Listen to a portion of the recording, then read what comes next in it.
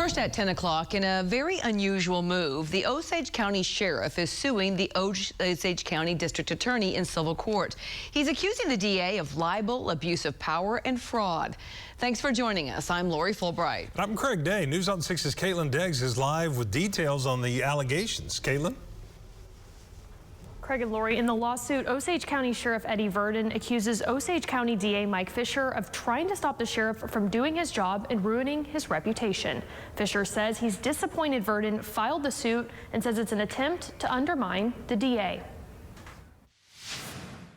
The first claim in the lawsuit has to do with a news conference called by DA Mike Fisher about the BTK killer investigation, where Fisher said there was no evidence to show Dennis Rader was a suspect in a 50-year-old missing persons case, right after the sheriff said Rader was the prime suspect. Virden says the Kansas Department of Corrections, where Dennis Rader is serving time, says Fisher contacted them and said the sheriff's interview with Rader was just a political move, since the sheriff is up for re-election this year. Virden says this wasn't the only way Fisher tried to interfere with his job. Sheriff Virden says he was contacted by a media company wanting to do a reality show about the sheriff's office, but says Fisher told the county commissioners not to approve the contract because the show would highlight Virden's administration. The lawsuit also says Fisher was involved in a fraudulent sale of the Kennedy building in Pawhuska. Virden believes an agreement was made between the buyer of the building and the district attorney's office to give the buyer nearly $500,000 in taxpayer money. Virden says that money was supposed to go back to the county fund. Another count says Fisher tried to file charges against a family because he believed they supported one of Fisher's political opponents. Virden says Fisher also tried to do a citizen's arrest on someone who Fisher believed was stealing his campaign signs. Virden says he believes the DA is making decisions based on personal reasons and emotions instead of the law. Fisher says he's disappointed in the lawsuit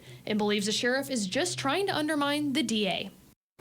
And Fisher says he can't comment further since he hasn't been served the suit yet, but will comment in the future. Virden says he won't comment on the lawsuit tonight. Caitlin Deggs, Oklahoma's Own, News on 6.